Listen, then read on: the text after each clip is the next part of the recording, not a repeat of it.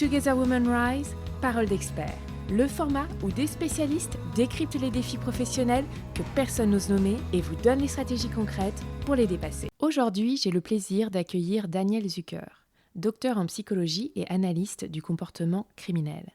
Elle a dirigé pendant 16 ans les urgences psychiatriques du CHU Saint-Pierre à Bruxelles. Aujourd'hui, Danielle est sollicitée pour analyser les comportements criminels dans des dossiers de viol ou de meurtre, mais aussi pour analyser les dossiers de harcèlement moral et sexuel au sein des entreprises. Afin de couvrir tous les aspects du harcèlement au travail, psychologique, comportemental et juridique, elle intervient en duo avec une avocate basée à Lille. Elle a été formée au profil criminel avec les pionniers du profiling au FBI et au décodage du non-verbal. Elle met cette expertise au service de l'analyse des faits et des comportements, aussi bien du côté des victimes que des auteurs présumés. Avec elle, on va aujourd'hui éclairer un sujet qui touche plus de leaders qu'on ne le croit, le harcèlement moral au travail. Un échange essentiel pour mieux comprendre, mais aussi mieux se protéger et identifier aussi quand nous-mêmes, nous avons peut-être un comportement de harcèlement. Bienvenue Danielle et merci d'être là. Merci beaucoup Cécile. Danielle, pour qu'on parte toutes et tous sur le même point, j'aimerais qu'on commence par le cadre, c'est-à-dire comment vous définissez précisément le harcèlement moral en entreprise. Alors, c'est intéressant de pouvoir en donner une définition parce qu'en fait, ça réunit des comportements qui peuvent sembler anodins en soi s'ils sont pris à part. Mais quand on regarde l'ensemble de ces comportements, on se rend compte qu'il y a quelque chose qui ne va pas. Et c'est ça vraiment l'aspect plus pernicieux du harcèlement. Donc en fait, la loi définit le harcèlement moral comme suit. Ce sont des conduites abusives et répétées. Donc ça, c'est très important. Ça peut être des gestes, des paroles, des actes, des écrits aussi, qui atteignent la dignité, la personnalité, l'intégrité physique ou psychique d'un travailleur en mettant en péril son emploi ou en créant un environnement intimidant, dégradant ou humiliant. Voilà. Mais il faut bien comprendre que c'est un ensemble de comportements. C'est pas juste un petit comportement où on va pas bien comprendre le sens. C'est vraiment, en général, le harcèlement, c'est plusieurs comportements qui réunis dégradent les conditions de travail du travailleur. Et là, j'entends la personne dire qui subit le harcèlement se sent humiliée ou dévalorisée ou dénigrée. Est-ce que on peut dire que ça joue, puisqu'on peut se dire, il y a des personnes qui sont plus ou moins sensibles, ou est-ce que en fait non? À partir du moment où quelqu'un se sent dénigré, alors c'est juste. C'est une très bonne question parce que c'est aussi la rencontre entre deux personnes, donc ce sont les interactions qui sont importantes et vous avez parfois des personnes qui prennent absolument tout mal. Donc c'est pour ça que les enquêtes sont intéressantes, ça aide à faire la part des choses, s'il y a harcèlement ou pas. Donc par exemple, si quelqu'un prend tout de travers, mais c'est pas la seule personne avec laquelle il prend tout de travers, c'est d'une manière générale alors. Donc ça, c'est très important à pouvoir identifier. Ou si, au contraire, elle est la cible d'un comportement qui est abusif. Ok. Et vous parliez de répétition. À partir de combien de fois, je dirais, un acte, on va dire, qui proche du harcèlement, donc peut être soit un geste, soit une parole qui va être dénigrante, on peut dire, ça y est, ça tombe dans le harcèlement. Eh bien, c'est assez étonnant, mais c'est à partir de 2 fois. Donc, on y est très rapidement. Alors, bon, peut-être que c'est Oui. un peu trop rapide. Ça dépend de quoi il s'agit, Oui. bien entendu. Mais déjà, à partir de 2 comportements abusifs, on peut parler de harcèlement moral. Donc, si on se pose un peu la question sur soi, sur nos propres comportements, il y a des chances que de temps en temps, qu'on tombe dans le harcèlement. Là, vous touchez du doigt un autre sujet. Pour moi, c'est très important de faire la différence entre des personnes qui sont réellement harcelantes et qui ont donc un certain profil, un profil de personnalité, Oui. et les autres qui, de temps en temps ont des comportements qui pourraient s'apparenter à un comportement Oui. harcelant, mais qui n'ont pas du tout le profil de personnalité des gens qui utilisent ce type de communication. Donc, c'est vraiment important de faire la différence. En général, je classe les gens qui n'ont pas ce type de personnalité comme des managers qui pourraient s'améliorer Ouais. ou des personnes qui peuvent améliorer leur communication. Donc, à peu près tout le monde, finalement. Ah bah, il y en a quand même qui communiquent bien, qui sont fluides, Mmh. Mmh. transparents, qui peuvent parler Mmh. d'eux aussi, de leurs Ouais. difficultés, en disant: «Écoute, quand tu agis comme ça, moi, ça ne me convient pas». Mmh. Voilà, et il y a aucun souci avec ça, hein. Mmh. À partir du moment où on a, des critiques incessantes, des humiliations, une tentative de déstabilisation, répétitive, à casser la confiance en soi de l'autre, voilà, tout ça, et c'est très subtil aussi, hein. Mmh. Et puisqu'on est allé vers les profils, Ouais. en quoi on fait vraiment la différence entre une personne lambda avec, on va dire, ses compétences de communication à améliorer et donc du Mmh. coup qui de temps en temps va peut-être de manière impulsive parler, ça peut être un peu humiliant. Donc entre cette personne qui n'est pas encore très bonne en communication et vraiment un profil de harceleur, qu'est-ce qui fait vraiment la différence et en quoi on le voit? Alors, de harceleur ou de harceleuse, hein, il faut Oui. qu'on s'entende. Les femmes aussi harcèlent. Eh bien, on peut très bien l'identifier par le type de comportement. On retrouve 3 types de personnalités, c'est-à-dire les ingrédients de 3 types de personnalités, mais dans des proportions variables. Mhm. Donc on retrouve souvent, donc chez vraiment les gens qui ont des comportements harcelants, on retrouve très souvent des aspects narcissiques, donc d'un ego très enflé, un certain égocentrisme, hein, tout doit être en fonction de la Mhm. personne. Cette personne peut aussi interpréter les choses de travers parce qu'elle est blessée ou pas blessée et qu'elle décode l'environnement de cette façon-là, parce que c'est en fonction d'elle, donc elle prend tout personnellement. Voilà, et il faut quand même qu'on valorise cette personne, c'est ça qu'elle cherche finalement, quitte même à devoir être humiliant pour se sentir beaucoup plus grandiose que les Mhm. autres, supérieure. Donc ça, on va dire, ça c'est les narcissiques, puis on a, bon, c'est les pervers qui ciblent votre destruction.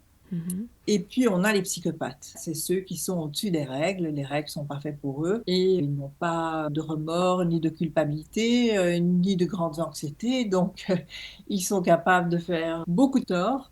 Et dans les personnes avec des comportements harcelants, on retrouve un mélange des trois, Mhm.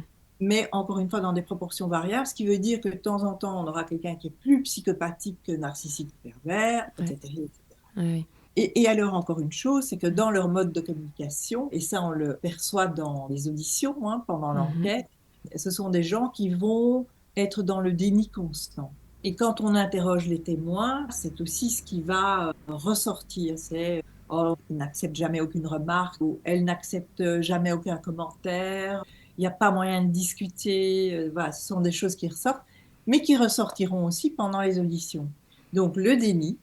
Et quand vous dites de déni, c'est le déni de leur responsabilité. Absolument. Mm. Oui, enfin, moi j'ai jamais fait Mm. ça, ou j'ai jamais dit ça, mais tu te Mm. trompes.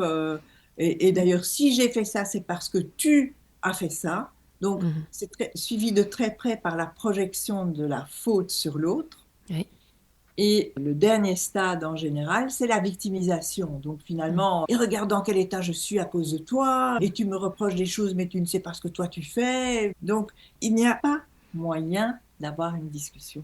Il n'y a pas moyen d'accéder à une certaine ouverture pour qu'un autre point de vue soit possible. Ok.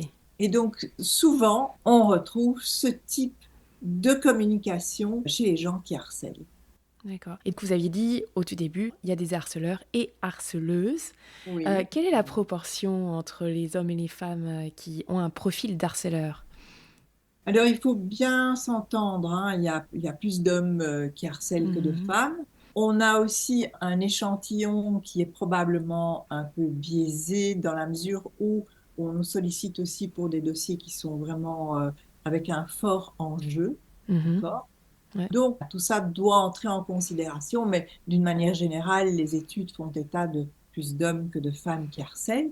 Néanmoins, je voudrais quand même préciser que dans les cas de harcèlement ascendant, Oui. donc où c'est le subalterne qui harcèle son supérieur hiérarchique, Mhm. l'écart est Et très très fin, faible. hein. Oui, Très très faible. faible. Ok. Donc on va dire en général, on est sur un 60-40, 60 hommes, 40 femmes. Et puis quand on se rapproche d'un harcèlement ascendant, on est proche On du est vraiment beaucoup plus 50-50. proche, oui. Ok. Superbe transition sur le harcèlement ascendant. Donc là, vous venez de le dire, donc c'est quelque chose que vous voyez aussi. Est-ce qu'il est aussi fréquent, d'après ce que vous avez vu, d'après les études, que le harcèlement descendant, qu'on connaît bien? Alors, dans nos chiffres, on obtient 38% pour le moment, Mhm, ce qui est quand même pas négligeable. C'est beaucoup plus fréquent qu'on ne l'imagine. Et les autres études, c'est des chiffres quand même, 22%. C'est quand même enfin, plus important que tout ce qu'on peut mhm, imaginer. Pour nous, en général, on pense que le harcèlement, c'est nécessairement le patron qui harcèle son employé ou un employé qui harcèle d'autres employés. Donc, ce qu'on mhm, appelle le harcèlement latéral, mhm, donc du même niveau hiérarchique.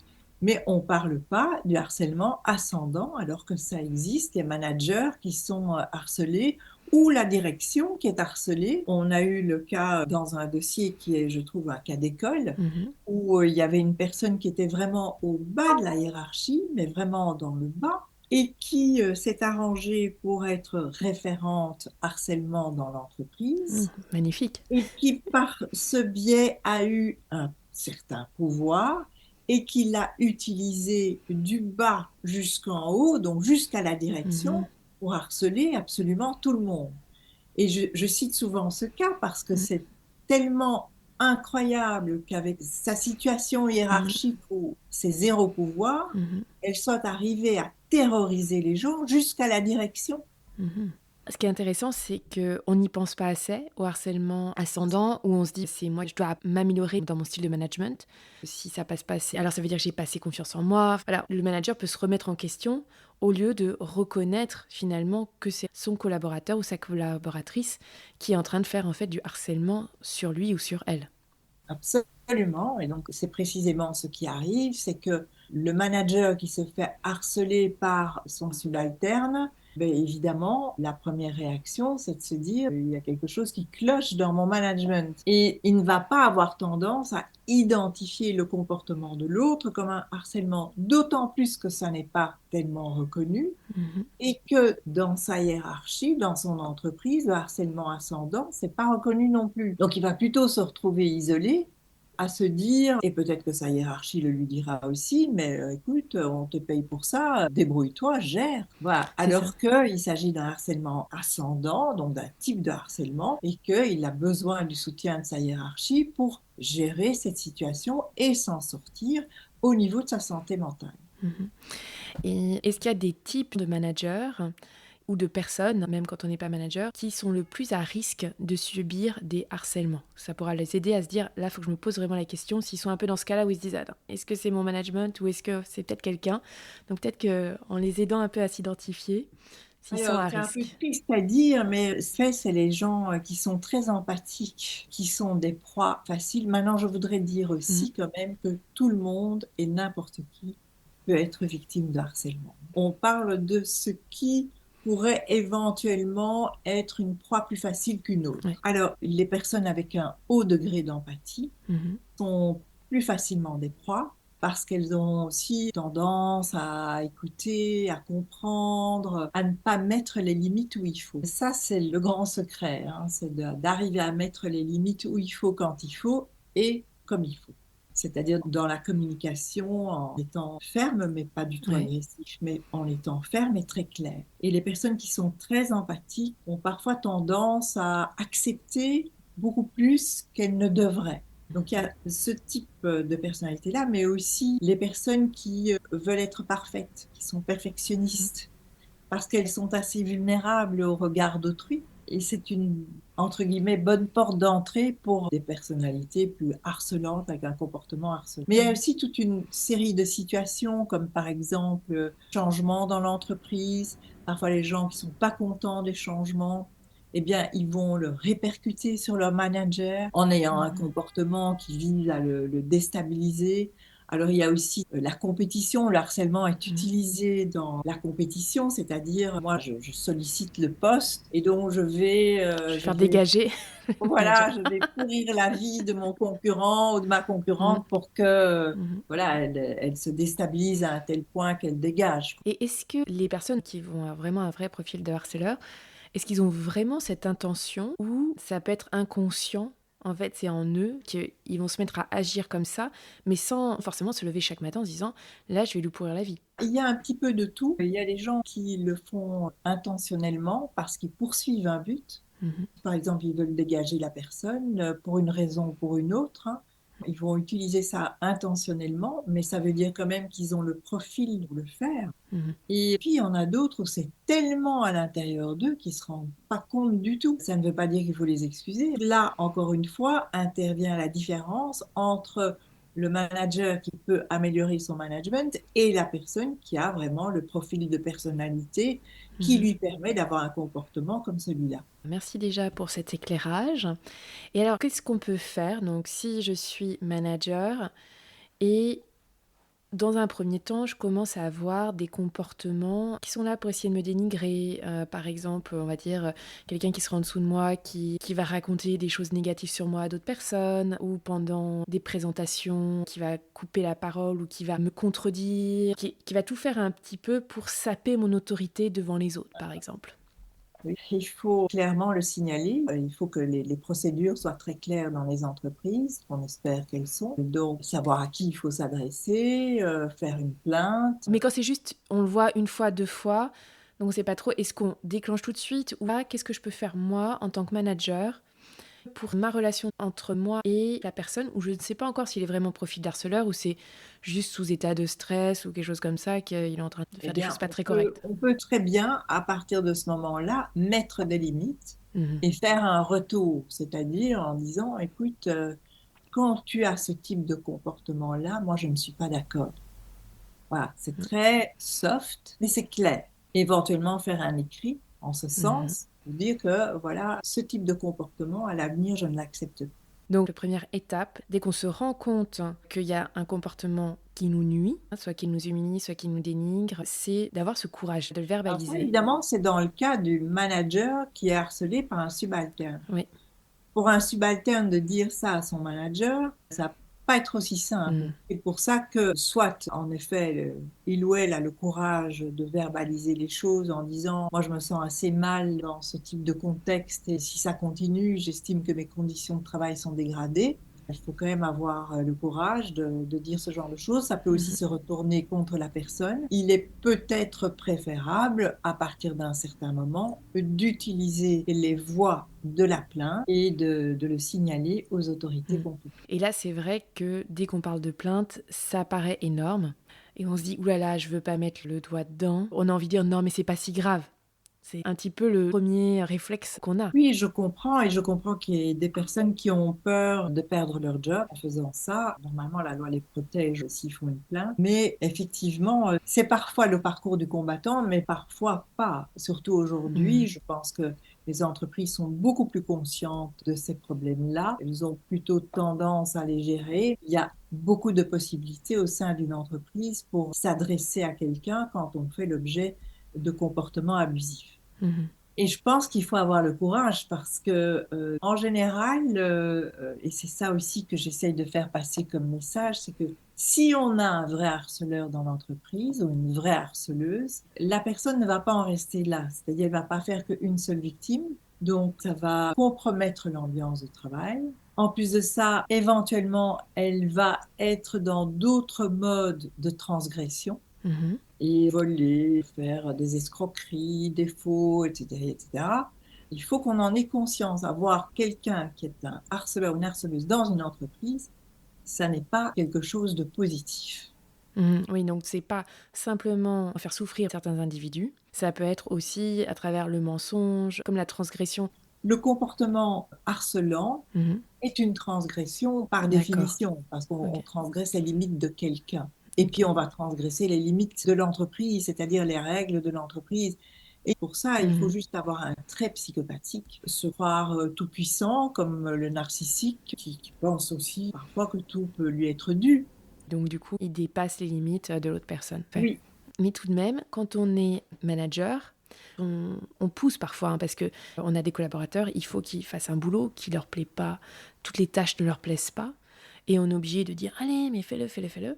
Est-ce qu'on est dans le harcèlement ou finalement est-ce qu'on est dans notre bon droit de manager?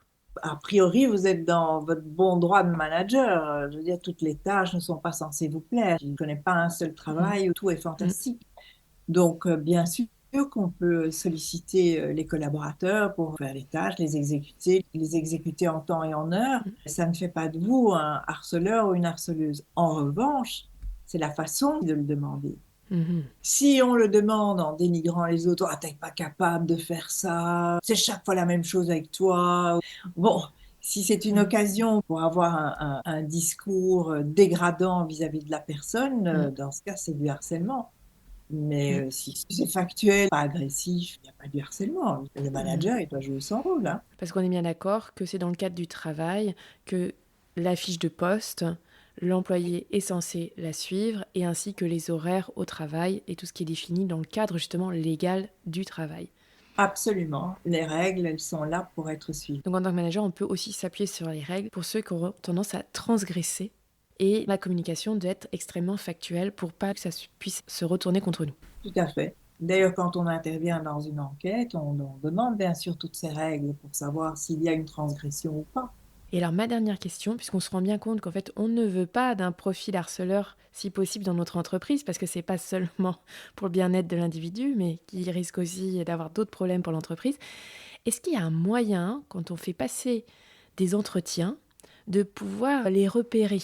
Ah, c'est ça qui est tellement difficile parce que vous avez aussi des gens qui sont très manipulateurs et qui vont vous donner la meilleure version d'eux-mêmes et qui vont aussi vous dire ce que vous avez envie d'entendre. Donc tout ça rend les choses Mhm. difficiles. Il y a néanmoins, comme je le disais, je m'appuie beaucoup là-dessus, sur le type de communication. Si Mhm. vous avez quelqu'un, vous sentez qu'il n'y a pas moyen, de le faire sortir d'une certaine raideur, il y a pas moyen de discuter. S'il a eu un job précédent, que ça s'est pas bien passé, ben, qu'il n'y a aucune remise en question, Mhm. là, c'est un red flag, hein, vraiment. L'absence de remise en question est un red flag. Mhm. Donc quand on challenge les personnes qu'on Oui, interviewe, c'est de voir comment ils absolument. réagissent. Absolument. Et c'est là où on va pouvoir voir s'il y a un red flag ou pas, s'il y a remise en question ou s'il n'y a pas. Et ça, c'est déjà un premier C'est indicateur. déjà une chose tout en Mm. sachant que les gens qui manipulent, Ils ils sont savent très très bons. bien Mm. qu'ils vont Mm. chanter ce que vous Ouais. avez envie Mm. d'entendre, en chanson qui vous fait Donc on rire. n'en filtrera que certains. Oui, c'est Mm. pour ça qu'il faut être à l'écoute, c'est pour ça aussi qu'il faut avoir des bonnes procédures internes pour pouvoir les repérer et les identifier le plus vite Mhm. possible. Et pour terminer, vous, Daniel, vous êtes contacté dans le cadre où c'est les entreprises qui vous contactent pour Oui, qu'il y ait quelqu'un d'extérieur qui vienne investiguer chez eux. ça garantit la neutralité parce que souvent, quand c'est fait en interne, souvent les gens ne s'expriment pas de la même façon, ils Mhm. n'ont pas la même liberté, ils n'osent pas. Les gens ne sont pas nécessairement formés pour les auditions, Mhm. c'est quand même un métier en soi, d'arriver à interroger les personnes, de les mettre à l'aise. Donc, en effet, on nous sollicite pour ça. Ok.